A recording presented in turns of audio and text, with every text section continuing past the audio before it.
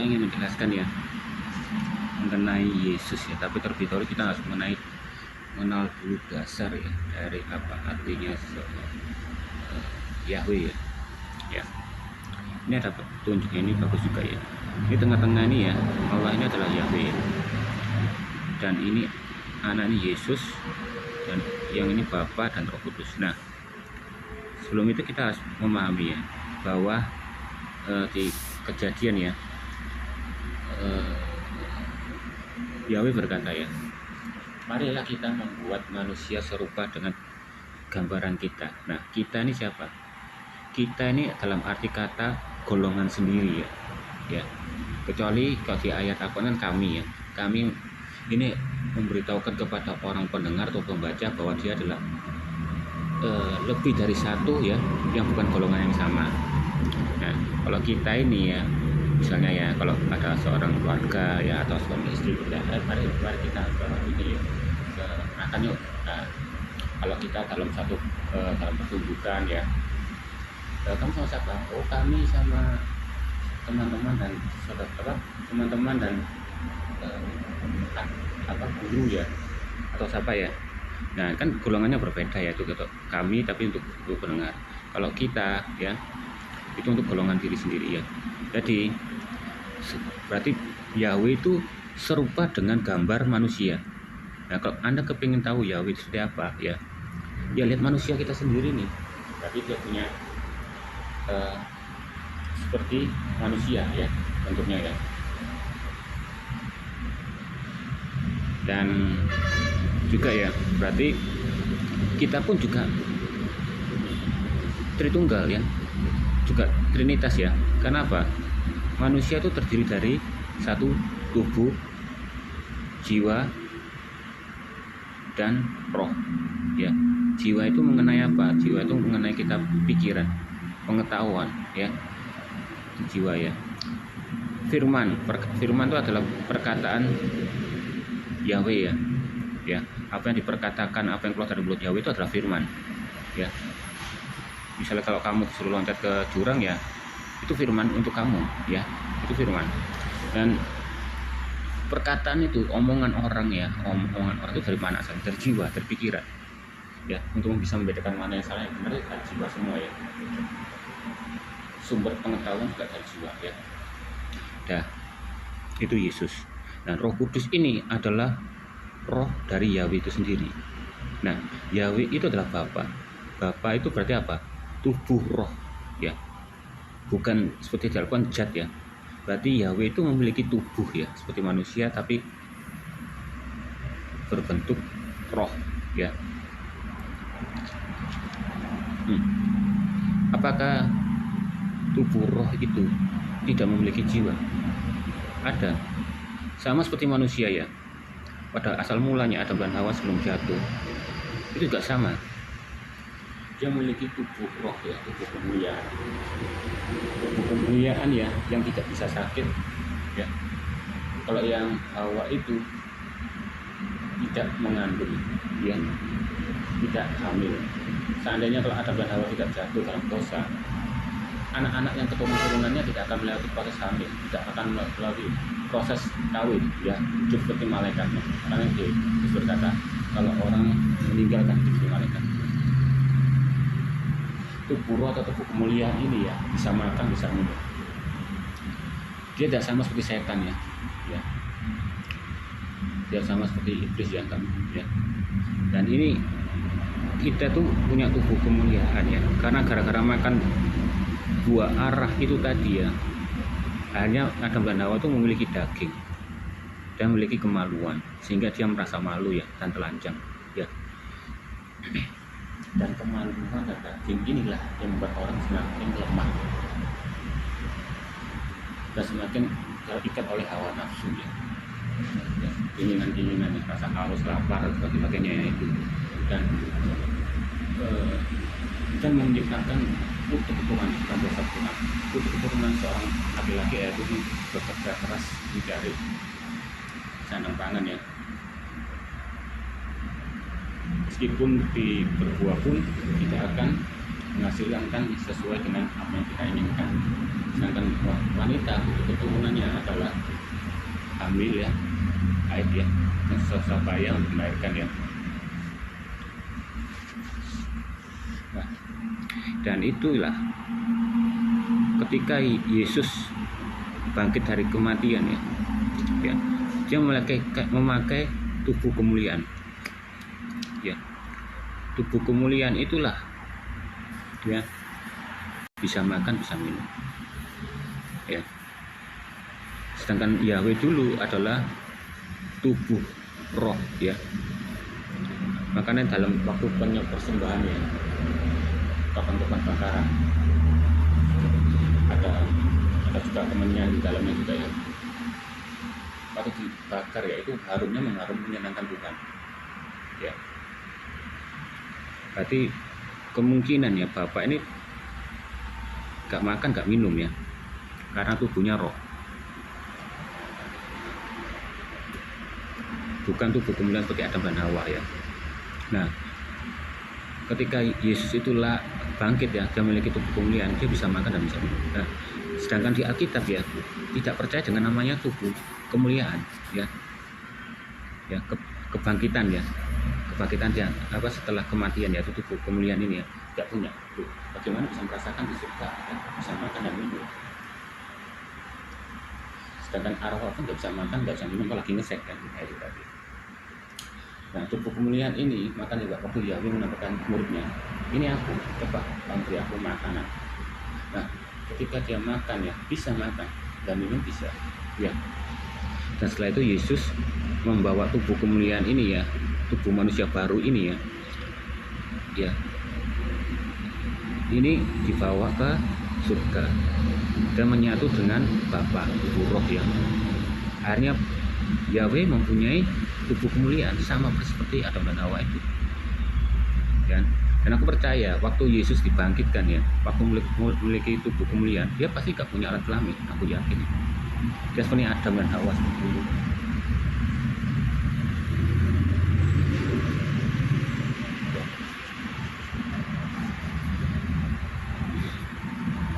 Jadi tubuh kemuliaan itu mungkin seperti daging ya, bisa disentuh ya, disentuh ya, tapi definisinya beda, tidak memiliki kelemahan ya, keinginan dan hawa nafsu tadi ya. Jadi lengkaplah genap firman Tuhan ya, bahwa Yahweh Israel adalah Yahweh yang hidup ya, bahwa orang yang hidup, bukan Yahweh orang yang Tuhan orang mati ya. Jadi dia adalah orang yang hidup genap ya, jadi sempurna, sudah serupa persis seperti manusia. Dulu kan cuma serupa ya, sekarang ya. Nah, karena Yesus itu adanya jiwa, maka hal masuk logika memang gampang, dia bisa inkarnasi ke dalam tubuh lewat rahim Maria ya. Nah,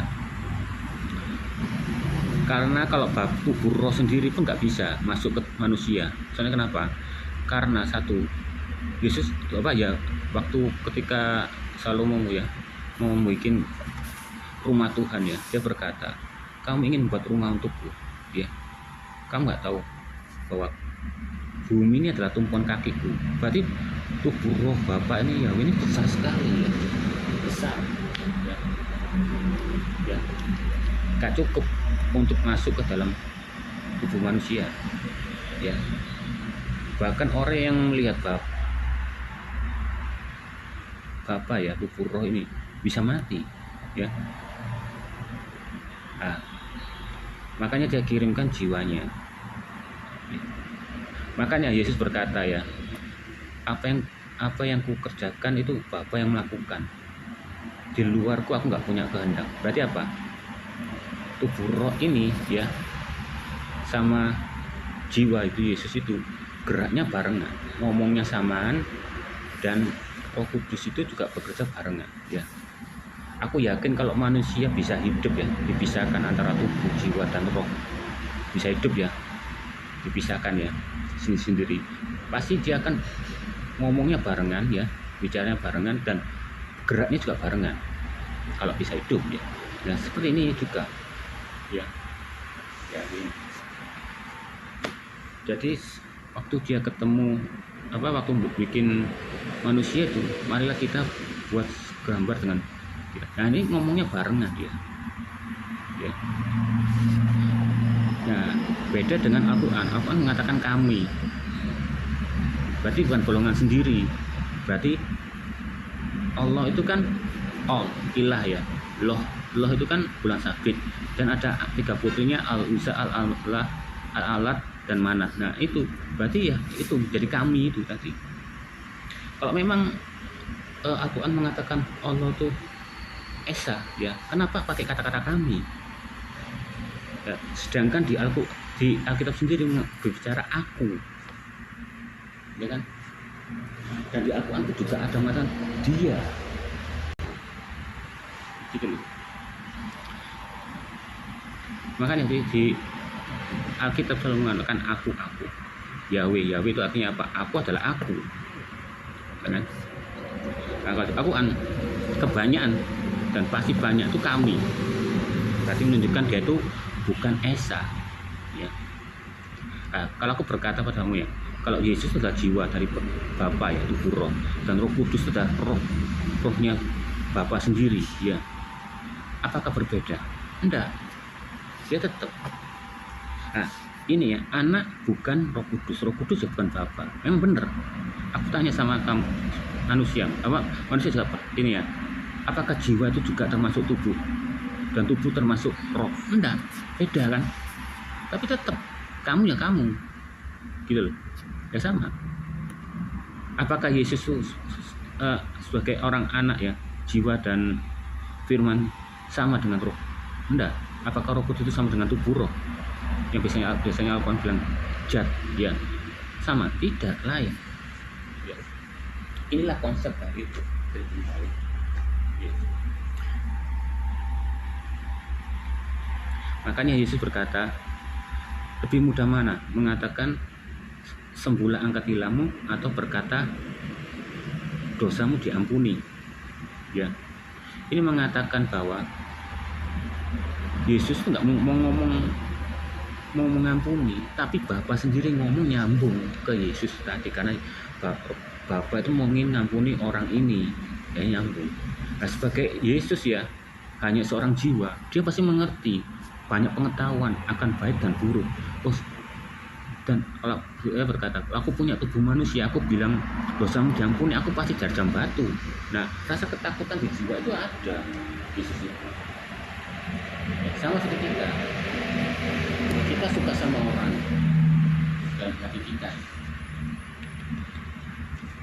wah aku senang sama dia, tapi jiwa kita ya, pikiran kita mikir, wah ini pokoknya bajunya gitu-gitu aja ya, dan melarat ya, nggak jadi lah. Nah itu kadang-kala manusia bertentangan antara hati ya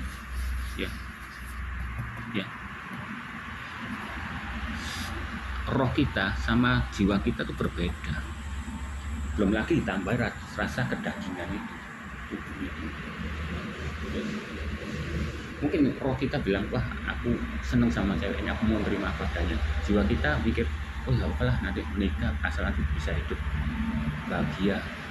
Tapi daging kita ketika merasakan hidup itu menikah, waduh kok kurang ya, makan kurang, hidup kurang, kok tambah melarat. Nah itu kan saling bertentangan. Sama Yesus pun juga mengalami itu pada waktu disalib. Dia ngomong, kalau bisa Bapak lewatlah cawannya daripada-Aku, karena jiwa itu diisi pikiran ya, pengetahuan rasanya pasti sakit sekali. Atau ditambah punya dagingnya di tubuh manusia yang pasti sakit sekali. Nah tubuh roh itu Bapak kan nggak bisa merasakan, karena jiwanya itu ya, jiwanya Bapak itu Yesus itu mikir itu ya. Tapi dia ngomong, jadilah kehendakmu bukan seperti aku, bukan kehendakku. Nah itu tadi. Nah pada waktu ya nanti aja yang selanjutnya ya, kita harus mengetahui apa artinya sebuah nabi. Oke ya, apa arti nabi menurut Alkitab ya? Nabi ini menggambarkan ya, dia adalah seorang ibaratnya seperti juru bibir ya, juru bibirnya Tuhan ya. Dengan kuasa ilahi, roh ilahi itu adalah Roh Kudus ya. Dia membuatkan ya, membuatkan itu apa ya, seperti kayak ngeramal ya, tapi bukan ngeramal ya. Kalau ngeramal kan pasti meleset, kalau nubuatan nggak mungkin meleset. Nah, dan nubuatan itu juga menjurus ke yang benar ya, yang firman ya, bukan kayak ramalan yang ini dan itu ya. Dan meningkatkan kepekaan ya. Itu adalah juru bicara Allah dan abdi Allah, itulah nabi. Nah, makanya Yesus itu juga adalah seorang nabi ya, seorang nabi. Oke. Nah, ini juga nih ya mengatakan ya juru bicara ya, yang dalam Al Ibrani itu Safat Haim ya, berarti buah dan dari bibir ya. Dan seorang melihat ya, pemahaman Tuhan mereka kemampuan untuk melihat masa depan. Ini ya, nabi ya. Nabi itu juga termasuk membuat seluruh bangsa itu bertobat ya, berubah keadaan bangsa itu nabi ya. Ini apa bedanya dengan rasul ya? Rasul itu adalah yang diutus. Jadi nabi itu punya apa ya, rasul. Nah, rasul ini adalah sebagai juga saksi dari nabinya itu sendiri ya. Nah, sebagai murid juga yang dipilih oleh nabinya sendiri ya, dipilih secara asli ya. Nah, Yesus ini adalah nabi ya, dan rasulnya itu 12. Nah, Yesus ini punya murid lagi 70 murid, tapi bukan termasuk rasul karena dia datang sendiri ya kepada Yesus itu jadi muridnya. Beda dengan 12 rasul ini dipilih oleh Yesus itu sendiri ya. Ya. Rasul itu adalah yang diutus oleh nabi ya. Ya. Kalau di Al-Quran Muhammad itu bisa jadi nabi, bisa jadi rasul. Kok aneh? Nabi ya nabi, rasul ya rasul gitu. Gak bisa kedua-duanya ya. Nah, rasul ini juga ya untuk membantu penyebaran ya tentang firman Tuhan itu tadi ya, itu rasul dan dipilih oleh nabi itu sendiri ya. Sama seperti kayak Agabus ya.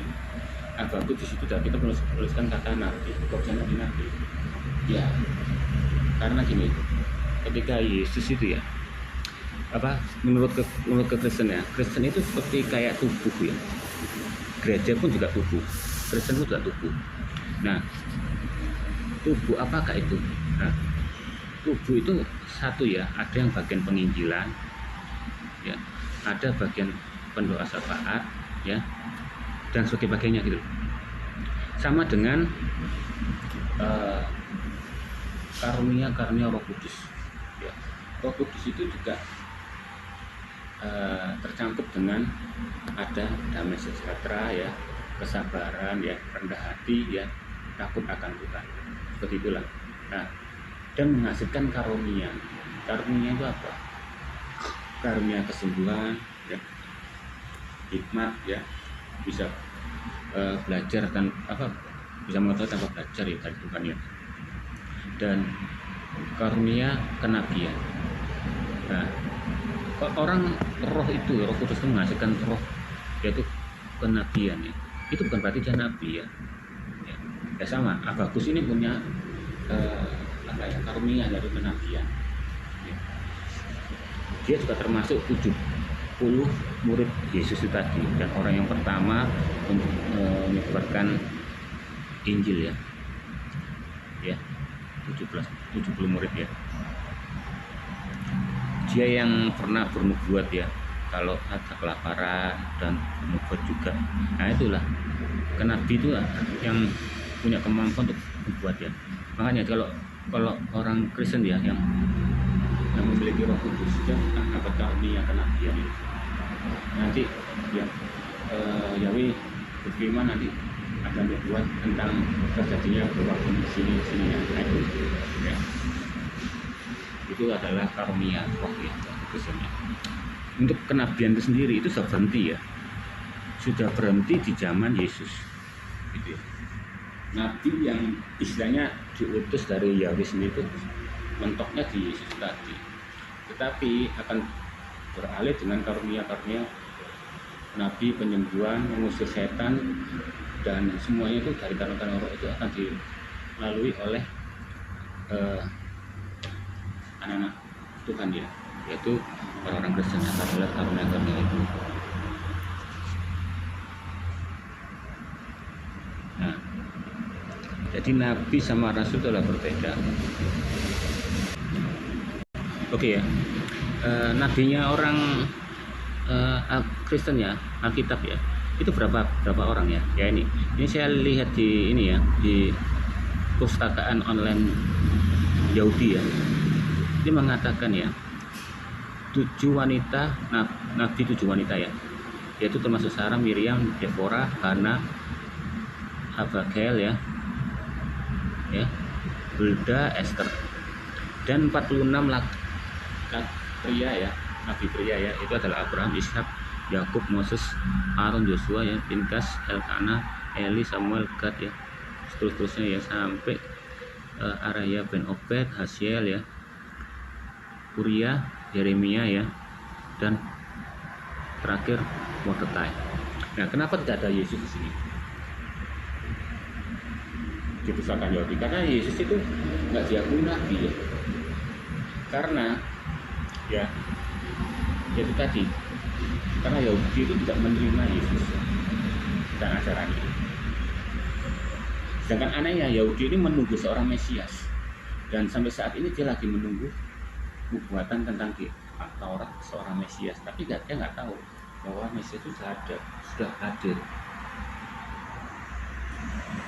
Nah, di nubuat di Wahyu yang mengatakan ya, pada waktu Israel akan dihancurkan oleh 7 mahkota yang artinya 7 negara, sama seperti patung lepeti pada 7 tanduk ya, menunjukkan 7 kekuatan 7 negara ya.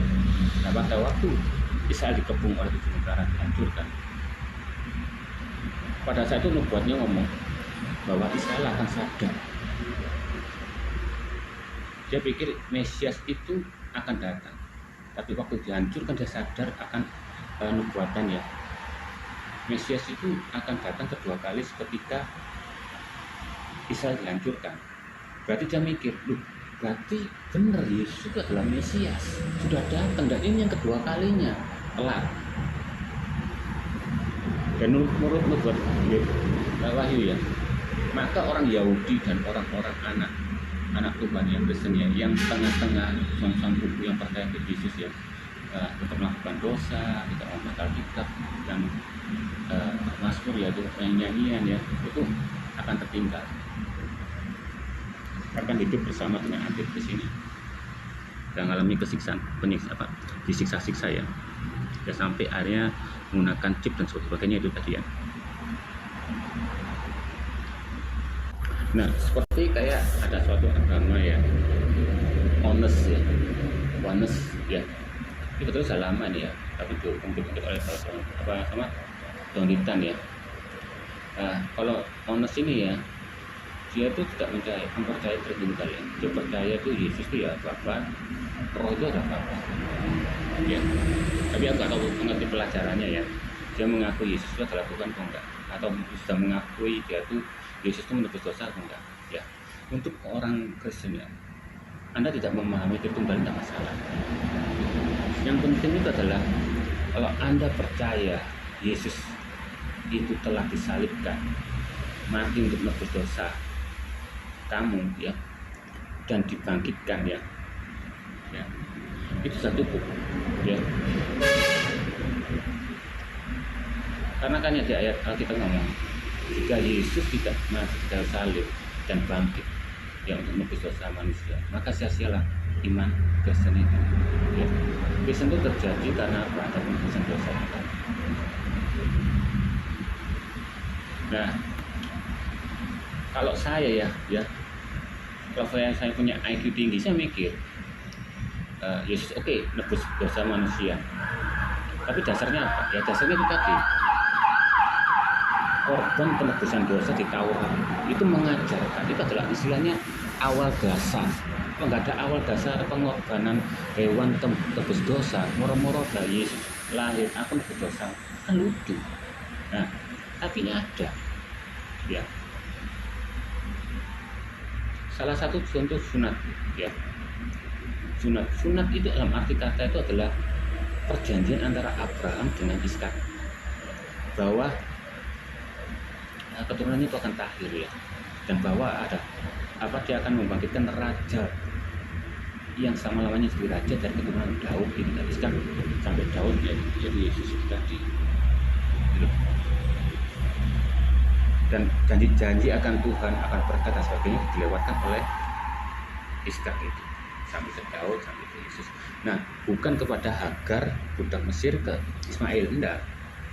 Nah, makanya Paulus berkata kalau kamu sunat ya sia-sialah, kan, betul ya. Karena apa? Sunat itu juga nggak ada artinya bagi orang di luar Israel, karena itu hanya perjanjian antara Israel saja. Tapi hebatnya Yahweh itu ya, dia juga sebagai tanda janji ya, tapi juga sebagai tanda kesehatan. Jadi gak sia-sia gitu. Jadi Anda kalau mau sunat ya untuk kesehatan nggak apa-apa, untuk orang Indonesia atau orang Eropa yang bukan Israel. Tapi kalau bagi Al-Quran, Muhammad menganggap itu sunat itu dipelengsengkan ke jadi penebus dosa. Sedangkan Al-Quran umumnya tidak penebus dosa ya. Nah, itu hanyalah perjanjian saja. Makanya di Al-Quran tidak menuliskan kalau Muhammad itu sunat. Bahkan ada orang sejarawan yang mengatakan kalau Muhammad itu kena penyakit kelamin atau kelaminnya kecil. Buktinya Muhammad itu kencing sambil jongkok seperti wanita. Dan sejarah itu ngomong kalau dia itu malu. Ya, karena ada saksinya. Siapa itu namanya, saya lupa ya. Ketika kencing bersama ya, dia melihat kalau Muhammad itu jongkok, dia malu mungkin kalau dia kelihatan dia punya penyakit kelamin atau mungkin vitalnya kecil. Sedangkan di ayat Quran dia tuh memiliki kekuatan ngesek 40 kali lipat dari seorang manusia biasa laki-lakinya. Betul. Sedangkan di sejarah membuktikan ya, bahwa dia ada punya anak dari istrinya yang banyak itu. Dan sejarawan mengatakan bahwa istrinya itu ngeles ya, ini disekin ya, akhirnya sampai punya anak. Dan ada yang bilang sudah dineseki tapi Muhammad ini gampang lemah ya, lemah syahwat gitu. Jadi yang ngomong-ngomong di tafsir dan itu nggak terbukti. Seharusnya kalau benar-benar berkuatan pasti anaknya banyak, tapi buktinya istrinya banyak, budaknya diperkosa, di sekin ya, tidak menghasilkan apa-apa. Itu tadi. Jadi untuk masalah ya, untuk gereja-gereja yang bermunculan lalu asal selama gereja itu percaya Yesus adalah Yahweh ya, dan percaya bahwa Yesus itu turun ke surga, disalibkan untuk menebus dosa umat manusia. Nah itu sudah cukup betulnya. Untuk masalah paham itu dalam juga, sebetulnya ini hal yang mudah ya. Kita bisa lihat dari diri kita sendiri. Kan serupa gambar dengan manusia. Berarti apa? Yahweh itu nggak wujud ya. Nah manusia itu terdiri dari apa? Tubuh, roh, dan jiwa. Jiwa itu apa? Pikiran. Apakah manusia jika manusia ya cuma dikasih roh dan tubuh bisa hidup? Gak bisa, tapi gila, sinting. Nah jiwa itu yang buat hidup ya, sama seperti binatang. Binatang nggak dikasih jiwa ya nggak akan ngerti. Betul. Oke, kita lihat nih ya, nubuatan tentang Mesias akan datang ya. Ini pertama ya, satu ya, keturunan sang wanita. Di Kejadian 3 ayat 15, aku akan mengadakan permusuhan antara engkau dan perempuan ini, antara keturunanmu dan keturunannya, dan keturunannya akan meremukkan kepalamu dan engkau akan meremukkan tumitnya. Nah ini jadwal nubuatan ya. Ini pada waktu ini Hawa nih ya, Hawa ini waktu dikutuk keturunan ya, kutuk waris ya, kan dia akan hamil ya, ditambahi untuk kutuk untuk iblisnya itu ya. bahwa keturunan dari perempuan ini akan meremukkan kepalamu, ya, tapi engkau juga meremukkan tumitnya, ya. Ya, bahwa Yesus akan meremukkan kepalanya dan iblis pun akan meremukkan tumit Yesus, ya, jadi lewat salib. Jadi Yahweh itu hebat ya. Bahkan ada nubuat begini, iblis pun nggak tahu rencana Yahweh bahwa Yesus itu datang untuk menebus dosa manusia. Sedangkan iblis senang, wah bisa bunuh Yahweh dalam keadaan kemanusiaannya. Tapi nggak tahu itu hanyalah dipakai.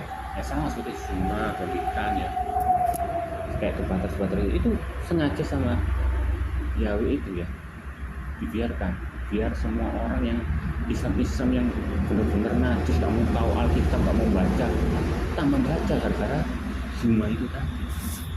Mungkin orang yang Muslim tidak pernah baca Alkitab ya, mengenai jalan lurus, karena zina dia nggak baca terus, kok sama seperti di Al-Fatihah ya, itu karena jalan lurus itu, nah, kamu bertobat, gitu loh. Karena penginjilan itu tidak disukai oleh iblis juga, karena apa? Mempercepat proses waktu. Makanya kita ngomong, jika tidak dipercepat waktunya, maka banyak orang yang binasa. Nah, penginjilan itu adalah mempercepat. Ya, Yesus berkata, buat Yesus berkata, kapan tibanya akhir? Yesus menjawab, ketika firman kebenaran itu sampai terdengar ke ujung bumi. Nah, jadi cuma dengar loh. Jadi bukan banyak orang murtad, enggak. Asalkan semua ujung bumi itu mendengar firman Tuhan ya, sudah didengarkan secara adil ya. Nah, itu pada saat itulah akhir zaman itu terjadi. Ya. Berarti Yesus itu adil. Nih, yang ngomong kamu bilang nggak pernah dengar firman Tuhan, nanti aku nggak selamatkan, ini kamu nggak pikirkan juga.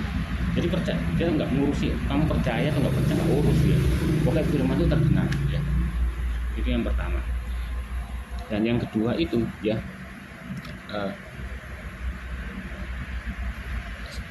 firman itu ya yang diperdengarkan tuh ya gak peduli kamu percaya nggak percaya, pokoknya terdengar. Nah, donita dan semuanya dipakai untuk itu, semakin mempercepat proses, dan iblis nggak suka, makanya menghalang-halangi ya. Karena apa? Waktunya semakin sempit untuk di dunia ini, akhirnya tentang tabrak. Nah, ini ya digenapi dalam Galatia 4 ya. Nih. Maka Allah mengutus anaknya yang lahir dari seorang perempuan dan takluk kepada hukum Taurat. Yesus adalah takluk hukum Taurat ya. Dia menggenapi ya, tidak berbuat zina ya. Bahkan dia tidak bayar pajak sendiri ya. Melakukan puasa dan sebagainya, sunat dan sebagainya ya. Nah, ini ya, yang keturunan Abraham. Kejadian 12 ayat 3. Aku akan memberkati orang-orang yang memberkati engkau dan mengutuk orang-orang yang mengutuk engkau. Dan olehmu semua kaum di muka bumi ini akan mendapat berkat. Ini digenapi di Matius 1 ayat 1 sampai 2 ya. Inilah sisilah Yesus Kristus, anak Daud, anak Abraham. Abraham memperanakan Ishak, Ishak peranakan Yakub, Yakub peranakan Yehuda dan saudara ya. Keturunan Ishak ya, dia juga ada buat urusan Ishak. Kejadian 17 ayat 19 ya. Tapi Allah berfirman, tidak melainkan istrimu Saralah yang melahirkan anak laki-laki bagimu, dan engkau akan menamai dia Ishak, dan aku akan mengadakan perjanjianku dengan dia menjadi perjanjian yang kekal untuk keturunannya. Nah, ini proses terjadinya artinya sunat tadi ya, perjanjian ini ya, sama seperti kayak air bah begini, bahwa Yahweh tidak akan menurunkan air bah lagi dengan apa tandanya, pelangi ya. Nah, itu pelangi adalah sebagai bukti untuk keturunan yang orang muka-muka manusia di bumi, itu menandakan bahwa Yesus Yahweh pernah menurunkan air bah, dan dia berjanji tidak akan menurunkan air bah. Itu tandanya pelangi itu diciptakan untuk itu. Nah, sunat itu juga diciptakan untuk keturunan Ishak dan Daud ya. Nah, digenapi ya dalam ini ya, Lukas 3 ayat 23, 3, 24 ya. anak Simeon, anak Matata, keturunannya pas nih ya, dari Iskak sampai keturunannya sampai Yesus ini, Yahweh menjaga ya sisilah keluarga ini sehingga tidak terbunuh atau dibunuh oleh iblis ya, sehingga melahirkan pas keturunan Yesus itu ya, dari keturunan Daud itu. Dia menjaga firman ini jangan sampai iblis merusaknya ya. Keturunan Yakub ini ya, keturunan Yakub bilang ya, di Bilangan 24 ayat 11, aku melihat dia tetapi bukan sekarang. Loh, dia melihat sosok Yesus itu jiwa firmannya Bapa yaitu Roh itu ya, aku memandang dia tapi bukan dari dekat. Bintang terbit dari Yakub ya, tongkat kerajaan timbul dari Israel dan meremukkan pelipis-pelipis Moab dan menghancurkan anak-anak Set. Ini digenapi. Dia bilang bintang terbit ya. Pada waktu itu Yesus lahir tuh di posisi bintang timur ya. Ya, digenapi dalam hadis ya, sesudah Yesus Abraham memperanakan Ishak, memperanakan Yakub, Yakub memperanakan Yehuda dan saudara-saudaranya ya. Yang kelima ini dari suku Yehuda ya, Kejadian 49 ayat 10, tongkat kerajaan tidak akan beranjak dari Yehuda ataupun lambang pemerintahan dari kakinya sampai dia datang dan berhak atasnya. Digenapi dalam Matius 21-2, sesudah Yesus dilahirkan di Betlehem di tanah Yudea pada zaman Raja Herodes, datanglah orang-orang Majus dari timur, yaitu tadi ya, lihat dari apa bintang itu ya. Dan pertanyaannya, di manakah dia raja orang Yahudi yang dilahirkan itu? Kami telah melihatnya di timur, kami datang menyembah dia. Maka dikumpulkan semua imam kepada kepala dan ahli Taurat bangsa Yahudi, lalu dimintanya keterangan mereka di mana Mesias akan dilahirkan. Mereka berkata di Betlehem di tanah Yudea, karena ya demikianlah ada tulis dalam kitab ya, dan kau Betlehem tanah Yudea. Nah, Yesus ini dilahirkan dari Betlehem, bukan di bawah rumah ya, apalagi di padang gurun. Yang ditaruh di balungan ya, balungan makan makanan hewan loh ya, di situ. Tapi karena Herodes mengetahui nubuatan dari katanya orang Majus ini bakalan muncul seorang raja ya, bukan raja dunia ya, raja seluruh alam semesta, tapi pikirnya Herodes itu raja dunia, ini pengganti dia, makanya dia ingin membunuh Yesus itu tadi. Dan akhirnya Yesus itu Maria itu diberitakan oleh malaikat ya untuk suruh segera pindah ke Nazaret. Nah, makanya dia pindah ke Nazaret tidak ada yang tahu ya, bahkan orang-orang Yahudi pun asal usulnya di mana ya, yang kita tahu ya adalah Nazaret, itu bukan orang Nazaret ya. Dia adalah pewaris tahta Daud ya. Yesaya 9 ayat 6 itu satu soalnya, dan demi damai sejahtera tidak akan kesudahan di atas tahta Daud dan dalam kerajaannya, karena ia mendasarkan dan pokokkannya dengan keadilan dan benar sekarang sampai selama-lamanya, kecemburuan jauh itu semasa alam akan lupanya. Ya, digenapi di Lukas 1:32-33 ya, lahir di Betlehem ya, digenapi ya. Masa kelahiran Mesias ya, ini juga ya di Daniel 9:25, semua nabi itu diceritakan semua ya, jadi digenapi di Matius. Nah, makanya dalam kitab ada catatan kaki itu selalu menjurus ya kepada nubuatan kita, bisa apa yang dikatakan bersama dengan perjanjian yang lama Taurat, bukan tafsir ya. Kalau tafsir itu mengoreksi yang salah. Dilahirkan oleh seorang perawan ya, Yesaya 7:1-4 ya, perempuan muda yang mengandung dan melahirkan seorang anak laki-laki, dan disebut Immanuel ya. Immanuel artinya Yahweh beserta kita. Digenapi dalam Lukas 1:26-31 ya. Terus pembunuhan anak-anak ya, Yeremia di Rama terdengar tangis, ratapan tangis yang pahit pedih menangisi anak-anaknya. Dia tak mau hibur karena anak-anak, sebab mereka tidak lagi ini ya. Tapi Yeremia memberitakan ya, ketika Yesus lahir itu di Betlehem, anak-anak banyak yang dibunuh ya, karena Herodes itu takut bahwa dia orang masih bilang akan ada raja, akhirnya berasa raja dunia ini untuk menggantikan dia. Makanya bayi yang di bawah umur 12 bulan ya, itu dibunuh semua. Makanya di situ banyak penderitaan. Tapi Yesus nggak ada di sana ya. Nah, ini menandakan bahwa Yahweh itu menjaga firman-Nya tergenapi ya, dari Adam sampai Hawa itu tergenapi ya. Tidak dibiarkan dirusak oleh manusia ataupun setan ya.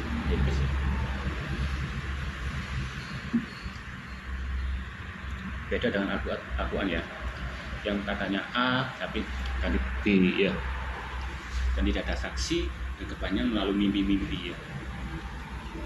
Contohnya Ibrahim ya, mimpi Ismail disembelih, sedangkan yang di Alkitab itu benar-benar kejadian, bukan mimpi ya. Nah, sedangkan itu loh kok lucu ya, Muslim juga percaya loh ya, lebih percaya omongannya Muhammad. Mau jelas-jelas Ibrahim mimpi loh, kok aneh loh, gitu percaya dibandingkan dengan Alkitab yang sesungguhnya dia tidak mimpi. Oh gitu bilangnya Alkitab nyontek Al-Quran, dari mana? Ya, seorang utusan akan mendahului ya, yaitu tadi Yohanes Pembaptis itu ya. Makanya kita teliti ya, soalnya banyak nama-nama kembar Yohanes dan sebagainya.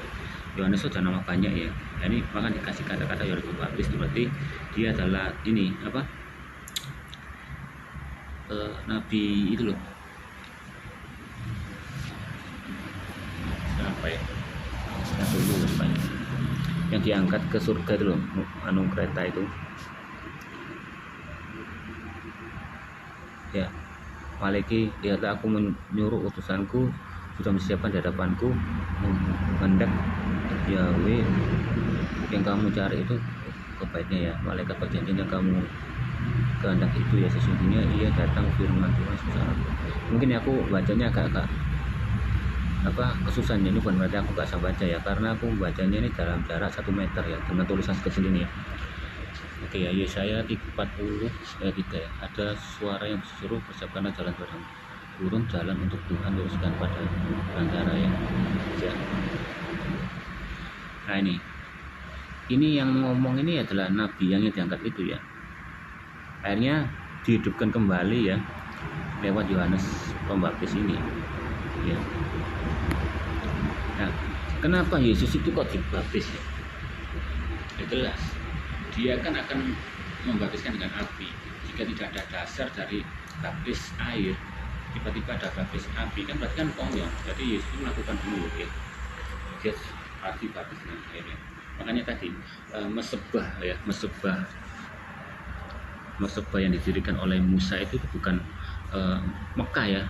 Mesebahnya itu kayak Anda bisa lihat ya, misalnya sini ya, mesbah ya bakaran ya waktu zaman ya, itu bukan kayak batu kotak kayak Mekah, itu bukan. Ini ya, yang didirikan Ibrahim itu ya, Abraham itu kan kayak Mekah kotak itu ya. Justru yang bakar itu daerah Mekah Ka'bah itu ada suku Quraisy, suku India ya, yang di situ. Nah ini mesebah ini korban bakaran ya. Nah, untuk masuk tenda ini adalah apa? Pertobatan.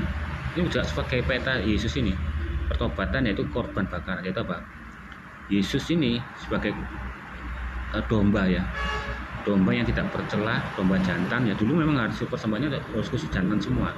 Nah, makanya Yesus terpilih jadi jantan karena dia itu adalah domba Yahweh ya, harus jantan dan tidak bercacat ya. Jadi Yesus nggak akan cacat, kakinya putul atau apa ya, tak mandul ya sebagainya, dan tidak jelek ya, pokoknya bagus lah. Nah, harus sah jadi korban bakaran ya, korban penebus dosa ini. Nah ini yang gambar cangkir ini adalah pembasuh kaki ya. Ini juga artinya kok baptis air ya. Dulu hanya membasuh kaki, tangan ya, tapi dengan baptis air itu baptis seluruh tubuh ya. Ibaratnya kamu dimatikan ya secara daging. Makanya Yesus berkata, kalau kamu tidak mati kau tidak akan hidup. Nah, itu artinya itu apa? Dibaptis dengan air itu, maksudnya dipendam dalam tanah, tapi bukan tanah tapi air itu, dan dibangkitkan lagi. Nah, itu ya. Ini juga ada lilin nih ya, lilin sama roti dan anggur sini ya. Jadi perjamuan kudus itu bukan Yesus ciptaan, ini sudah ada dari sini. Nah ini tabut perjanjian. Tabut perjanjian ini ya, yang ada kerupnya ini ya, ada malaikat dua nih. Ini apa ya, darah dari persembahan itu diciprakan ke situ. Sama pada waktu Yesus itu ya, waktu arkeolog barat ya yang pakai topi itu, sampai Anda bisa lihat di YouTube, dia mimpi ya, disuruh bongkar Golgota. Di Golgota itu dibongkar ya. Ternyata sementara ini ya ini yang pada bait apa namanya, ini yang ada kerupnya ini ya, ini tuh dalamnya kan ada batu 10 minta Allah, tongkatnya Musa ya, ditemukan di bawah Golgota itu. Dan di situ ada tetesan darah, yaitu darah itu dicek itu ternyata kromosomnya 23. Nah kalau orang normal itu 64, ini cuma 23, berarti hanya ibunya aja dan tanpa ayah ya. Nah itu tadi, berarti benar. Jadi itu Yesus adalah benar-benar adalah korban tebusan dosa ya, domba Yahweh atau domba Tuhan lah misalnya gitu. Nah itu tergenapi. Yesus berkata baju suci akan terbelah. Ini memang benar, waktu Yesus di salib itu baju suci terbelah dan darahnya netes ke ini tabut perjanjian ini ya. Nah, tadi nah, korban bakaran itu lah, Yesus itu akan sebagai domba itu disembelih bakar ya, itu tadi. Nah itulah Tuhan itu apa ya, menjaga firman-Nya itu ya, dari awal sampai akhir, luar biasa ya. Nggak ada yang biasa nih, luar biasanya Tuhan itu. Ini ya, dinyatakan sebagai putra Allah ya di Mazmur ya. Mazmur itu apa ya? Mazmur itu puji-pujian ya, nyanyian. Kalau Kidung Agung itu adalah puisi ya, syair-syair ya. Kalau Mazmur itu nyanyian, puji-pujian ya. Karena di Kristen itu ya ada dua, berdoa dan bermazmur, atau penyanyi. Berdoa itu adalah minta apa keluhanmu, apa keinginanmu. Kalau bermazmur, penyanyi itu memuji Tuhan. Karena dalam mesbah tadi bakar-bakaran juga ada temannya yang membuat harum, menyenangkan hati. Saat di tempat jadi Kristen ini berganti menjadi mazmur sama di tahun itu ya. Bermazmur, nyanyian, puji-pujian itu menyenangkan Tuhan. Nah, sebagai orang Kristen kita jangan hanya berdoa saja, minta, tapi bermazmur, menyanyi untuk disenangkan Tuhan. Itu anggapannya seperti kayak dupa yang mengharumkan Tuhan, ya, menyenangkan Tuhan. Itu ya. Digenapi di Matius 3:1-3 ya, Lukas 7:24 Anda bisa lihat sendiri, dinyatakan sebagai putra Allah ya, digenapi di Galilea ya, di Galilea juga digenapi Yesaya 9:1 ya, bangsa yang berjalan dalam kegelapan telah melihat terang yang besar. Nah ini dianggap apa? Terang dunia. Nah, terang dunia itu bukan arti matahari ya. Ini istilahnya terang dunia. Makanya sebagai orang Kristen adalah sebagai terang dunia dan garam dunia. Nah, terang dunia itu ada apa? Penginjilan. Ya, penginjilan, mengetahui hal yang benar, yang membuat orang yang buta itu ya, yang di dalam kegelapan itu akan tersengat oleh terang-terang dari kita ini ya, penginjilan ini ya. Berarti kenapa orang Kristen menginjili? Ya memang terang diperintahkan oleh Yesus sendiri, yaitu pertama ya, terang dunia. Jadilah kamu terang dunia, penginjilan. Garam dunia itu apa? Yang memberi rasa ya, rasa apa?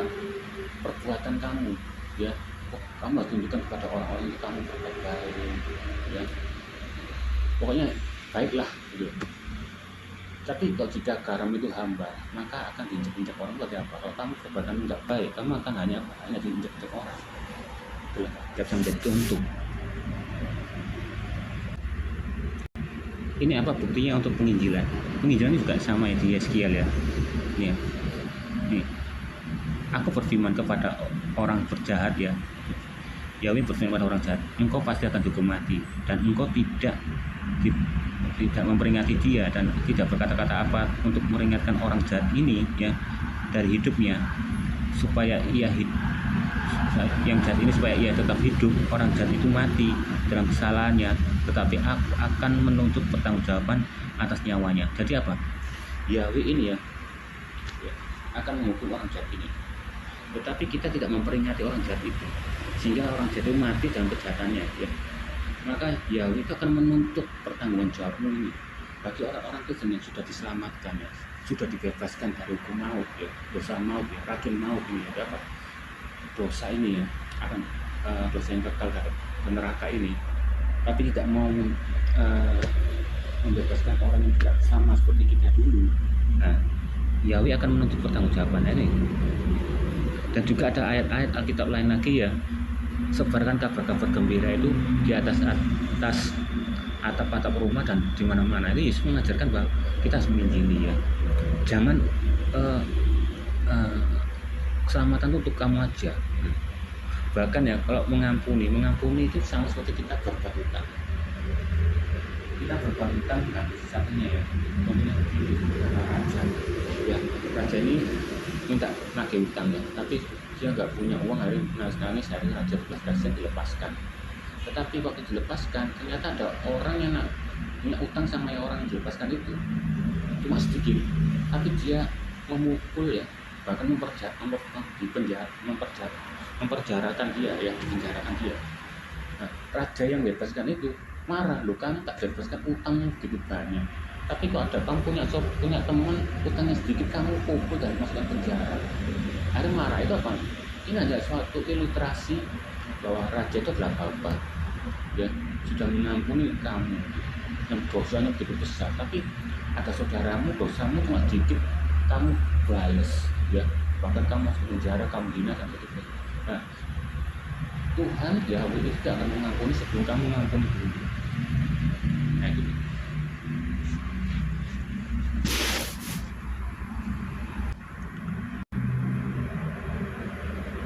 ya, digenapi di Matius, dengarlah suara mengatakan inilah anakku yang kukasihi dan kepadanya aku berkenan ya. Digenapi dalam Nazaret ya, ini juga Mesias.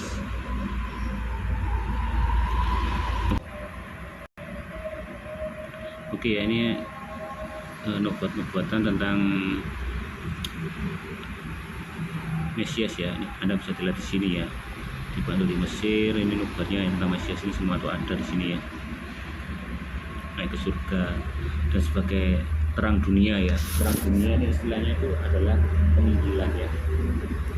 Penginjilan, garam dunia itu adalah pemberi rasa, yaitu kamu biarkanlah kamu itu memberikan contoh yang baik gitu pada orang lain gitu.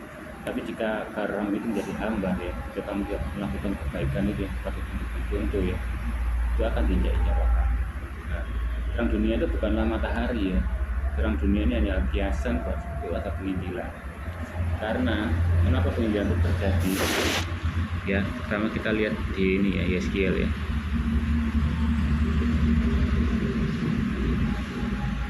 Yeskiel ini ya. Ini ya, Yeskiel 3 ayat 18 ya. Dan engkau tidak memperingatkan dia, tidak berkata apa untuk memperingatkan orang jahat itu dari hidup yang jahat, supaya dia tetap hidup. Orang jahat itu akan mati dalam kesalahannya, tetapi aku akan menuntut kamu pertanggungjawaban. Nah inilah kenapa orang Kristen itu menginjili, karena di ayatnya ngomong ya, jika Yeskiel ya, kalau orang jahat itu ya, Yahweh memperingatkan orang jahat itu, tapi kamu tidak memperingatinya dia ya, sehingga dia mati dalam kejahatannya, Yahweh akan menuntut nyawa dari orang jahat itu kamu. Dan Yesus juga mengajarkan ya, sebarkanlah firman Tuhan di atap-atap langit, ya, atap-atap rumah dan di mana-mana ya. Itu mengajarkan. Jadi kekristenan itu bukan untuk mencari orang atau apa, karena diperintahkan ya. Makanya kita mengatakan ya tentang apa, seorang raja ya, seorang orang yang berhutang kepada rajanya ya, dia melas-melas ya, minta kasihan, tolong aku gak bisa membayar ini. Karena itu raja berbelas kasihan dilepaskan utang itu. Tapi yang orang yang dilepaskan utang itu, dia ketemu dengan temannya yang hutangnya cuma sedikit, tapi dipukuli dan dimasukkan ke dalam penjara. Dan terdengarlah raja itu akhirnya marah, kamu hutangmu begitu banyak, saya lepaskan, tapi karena kamu punya teman hutangmu sedikit tapi kau tidak kau lepaskan. Nah ini mengajarkan ya, ini hanya kiasan ya, bahwa raja itu adalah Yahweh ya, Bapak sendiri.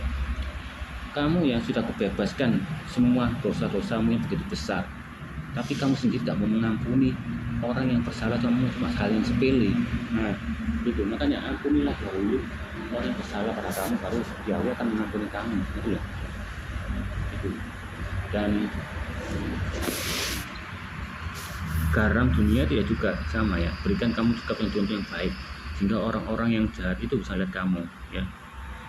Dan terang dunia adalah penginjilan ya, yang menerangi orang dalam kegelapan ya.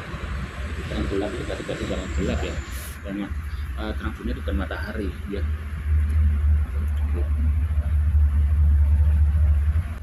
Dan ini ya, tidak ada tulang yang dipatahkan. Memang Yesus ini gak sempat tulangnya dipatahkan ya, karena dia mati ya, mati dahulu daripada dua orang yang samping kanan kirinya ya.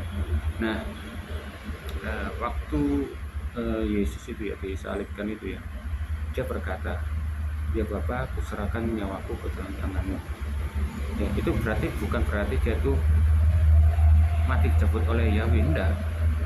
Dia menyerahkan, dia memang sengaja ngomong gitu biar agar murid-muridnya ya bisa menuliskannya di Alkitab ya, sebagai bukti ya, bahwa aku serahkan nyawaku dalam tanganmu, dalam hitungan detik itu mati. Nah dia berangkat sendiri dan menyerahkan nyawanya ya.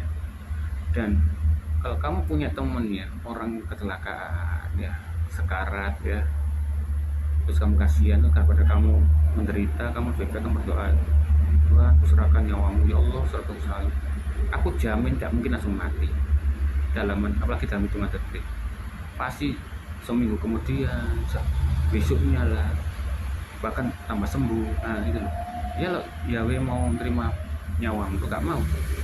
Nah Yesus enggak, aku serahkan nyawamu jangan langsung mati, bukan mati karena salib itu ya. Bahkan ya Yesus pun mendahului mati dulu ya, tidak perlu berlama-lama ya. Dan kedua, Yesus berkata Elai Elai lama sabachthani, dia nggak manggil Tuhan, dia membahasakan kepada muridnya ya untuk ditulis ya, mengenai Mazmur Daud, tentang nyanyi-nyanyian. Mazmur itu apa? Nyanyi-nyanyian. Kidung Agung itu adalah syair ya, syair puisi ya, diciptakan oleh Salomo ya. Dan Mazmur ini adalah nyanyi-nyanyian yang Daud nyanyikan. Makanya Daud itu nyanyi itu ya, sudah raja nyanyinya loncat-loncat sambil telanjang ya. Dia mempermalukan dirinya hanya untuk sebuah memujikan nama Tuhan dengan loncat-loncat kegirangan kayak kesetanan. Berarti dia merendahkan diri. Makanya Yahweh itu cinta sekali sama Daud, meskipun raja tapi jaga jaim, betul. Makanya dia dianggap apa ya, bapak bermasmur ya, ya istilahnya kayak orang yang pandai bermasmur ya, yang nyanyi pujian. Nah masmur itu namanya pujian ya. Nah, waktu Elai Elai sabachthani ini ya, ini ya, kita lihat ya, Elai Elai sabachthani ini di ayat Mazmur 22 ya. Di Mazmur 22 ya. Ini adalah sebuah nyanyian ya. Lagu awal, lagu judul lagu ya. Nah, isinya apa nih? Isinya itu adalah mengenai Yesus ya. Isinya apa nih? Semua orang yang melihat aku mengolok-olok aku ya. Kepadamu aku serahkan aku sejak lahir ya. Memang Yesus memang sejak lahir ya, sejak dalam kandungan ya ibuku ya. Terus ini ya, mereka mengangangkan mulutnya terhadap aku seperti singa ya. Itu isinya ya. Gerombolan penjahat mengepung aku, tangan dan kakiku semua segala tulangku dapat dihitung, mereka menonton ya. Kamu bisa lihat sendiri ya, ini isi lagunya ya. Bahkan di sini juga aku ditusuknya dan sebagainya ya. Nah ini lagu yang tentang Elai Elai lama sabachthani ini bahwa Daud ya pernah bertemu Yesus ya. Waktu Daud itu ya, duduklah di sebelah kananku, aku akan menaruh musuh di bawah kakiku. Nah Daud ini manggil Tuhan ya, padahal itu Yesus sendiri ya, gitu loh. Nah, ini adalah lagu ya, Ela Ela Sabatani. Berarti Yesus ini dia lagi bernyanyi. Elai, Elai, Ela Sabatani. Anda bisa melihatnya di YouTube lagunya bagaimana caranya ya. Itu ya nadanya ya. Nah, ini biar apa? Agar membahasakan muridnya bahwa lagu Ela Ela Lama Sabatani, yang lagu yang populer yang Daud bikin itu mengenai Yesus. Baru teringatlah yang murid-muridnya itu akan bahwa lagu itu mengenai dia, gitu loh. Bukan dia manggil bapaknya, bukan. Anda bisa lihat sendiri sih. Ya.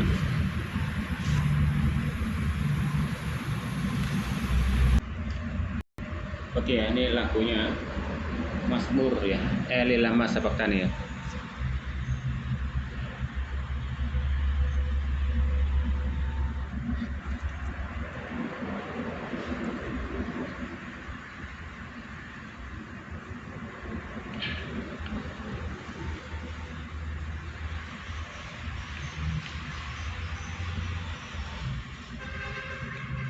Jadi ini lagu aslinya versi ya, Mazmur 22 Eli Lama Sabaktani ya.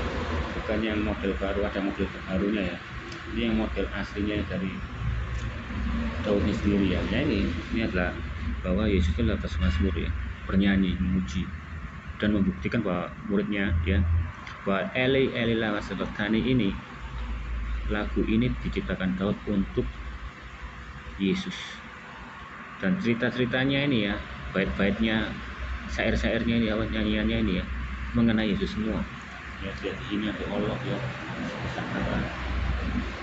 dipaku dan sebagainya ya.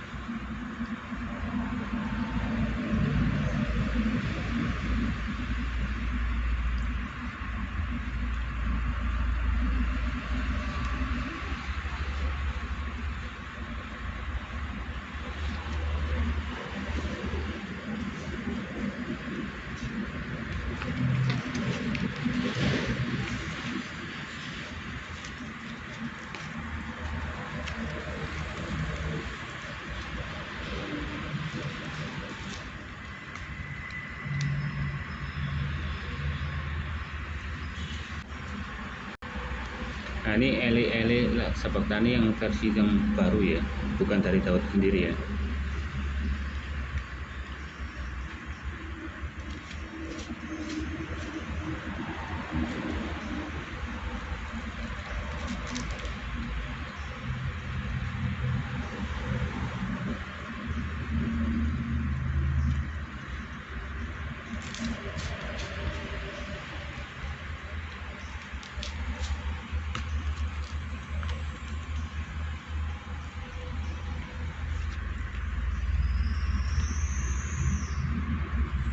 Oh, ini yang versi asli ya, versi Indonesia ya. Inilah ibaratnya itu lagunya Eli Eli Sabaktani itu Mazmur ya, berarti Yesus itu Mazmur ya.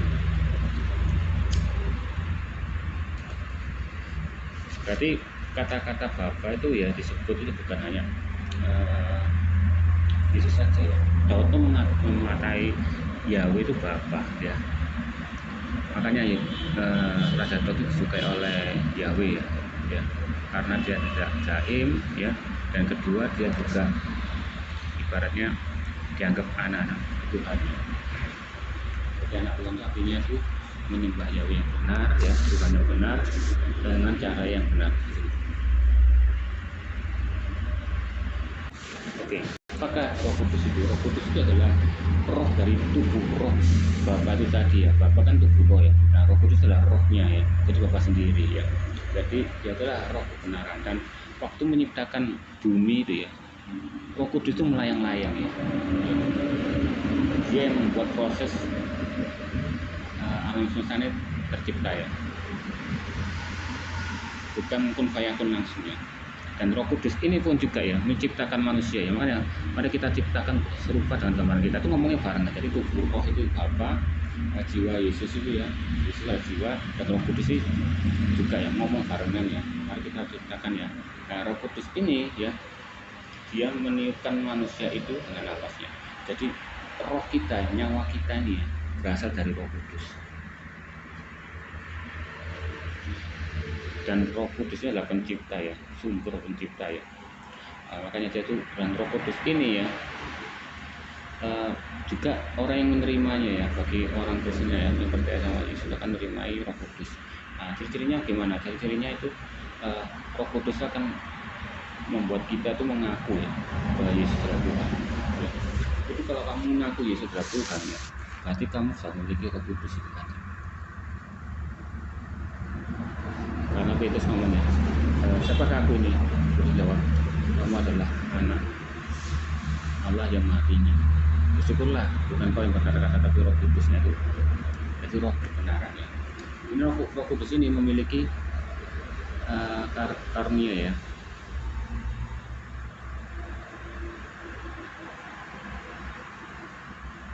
Jadi Yesus itu ya di dalamnya ya, pertama Yesus itu sendiri ya, jiwanya Bapa, dan ada Roh Kudus di dalam tubuhnya Yesus ya, waktu itu ya. Di mana? Di baptis ya. Karena Roh Kudus itu ya adalah ilahi ya, menyembuhkan ya, menyembuhkan orang ya. Ini ya. Karunia Roh Kudus itu apa saja ya? Ada 9 karunia ya. Hikmat ya, iman karunia, menyembuhkan ya, mujizat dan nubuat ya. Jadi di Kristen itu ya, gereja itu seperti peta ya, tubuh Kristus ya. Nah, ada yang sebagai penginjil, ada yang sebagai nubuat ini dan seperti nabi ya. Makanya seperti Agabus ya, dia itu adalah nabi Kristen ya, bukan berarti nabi-nabi yang diturunkan dari Tuhan, itu bukan. Dia punya nubuat sebagai nabi ya. Karena Agabus itu juga termasuk 70 murid Yesus ya, bukan rasul ya. Kalau rasul kan dipilih Yesus sendiri ya.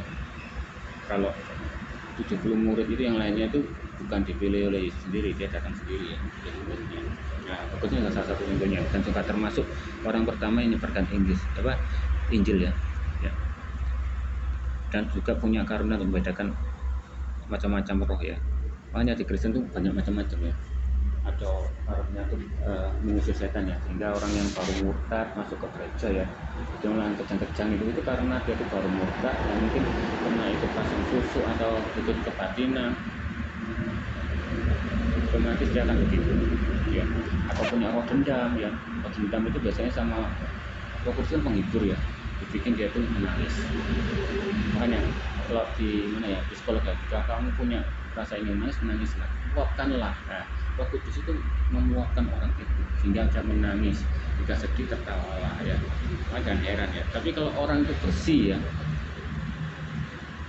bersih, sudah lama ke gereja, doa dan gaya bersih, tak akan gitu-gitu ya. Itu biasanya orang-orang yang pertama murtad ya. Saya pernah lihat juga di gereja itu kayak malah jadi ya, jadi kayak kodam macan gitu. Ya itu orang yang baru pertama murtad. Kalau kamu lihat di gereja cuma diem aja, kata-kata bapak itu sudah lama itu sangat bersih ya dari segala hal. Dendam ya, kebatinan ya, apalah ya. Bukan dibuat-buat seperti kayak Muslim itu loncat-loncat, itu bukan ya. Dan juga suku Afrika ya, Afrika itu juga senangannya nyanyi melompat lompat. Memang tradisinya dia itu sendiri ya, waktu sebelum Kristen ya dia suka muji-muji nyanyi lompat-lompat ya, itu kan terbawa, dan itu gak masalah. Soalnya Daud sendiri punya menyanyi muji Tuhan dengan menari lompat-lompat, padahal dia raja loh. Gengsinya mana? Dia gak punya gengsi malah. Makanya nih Yesus itu ya, itu suka sama dia. Saking dekatnya hampir jatuh mantul Yahudi juga apa itu karunia dan selain karunia juga menghasilkan apa roh takut akan Tuhan ya, itu yang dihasilkan itu ya, punya rasa takut akan Tuhan ya, dan penunjukan diri, kesabaran dan sebagainya ya. Tapi karunianya ini, karunianya menyembuhkan dan sebagainya. Bukan berarti orang yang punya karunia kenabian ya bisa berbuat ya, tak pendeta sama begini itu dia tuh salah, itu dia tuh palsu juga.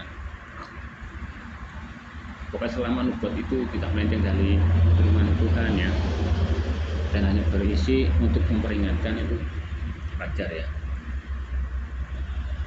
Tapi kita bisa lihat dari apa? Setiap manusia itu bisa lihat dari buah-buahnya ya. Buah apa aja? Oh, jika dia itu orangnya baik, pasti menghasilkan buah kesabaran, kebaikan, tidak zina, tidak apa itu berarti orang itu sudah pernah punya karunia kenabian ya. Juga begitu orang ya, misalnya Muhammad ya, dilihat juga buahnya apa?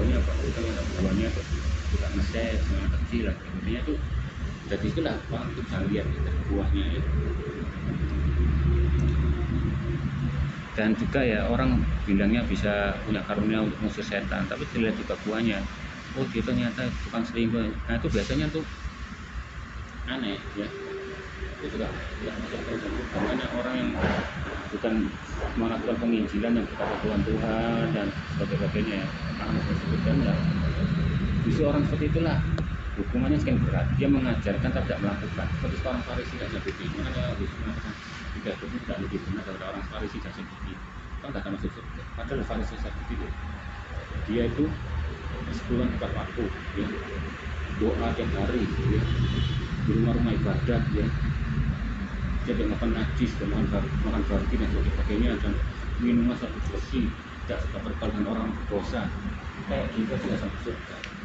Kenapa? Dia mengajarkan tapi tidak melakukan ya. Bahkan persembahannya itu juga mengandung atas manis dan cinta. Berarti maksudnya apa? Ada trik. Yang ngasih persekutuan itu ada trik ya, dari di budaya misalnya ambil keuntungan dari yang gak halal dan sebagainya itu tadi. Tidak ada belas kasihan, menolong orang ya, tadi semacam itulah lebih berat. Kalau kita yang masih orang Kristen yang biasa-biasa saja, kita tidak akan terlalu dibebani ya, karena kita tidak mengajarkan ya untuk ini misalnya. Kalau bisa jangan terlalu menghakimi ya, jadi kita harus sendiri gitu. Oke, sekian dulu ya ini ya tentang cerita tentang akhirnya setelah Yesus ya, Mesias ya. Oke.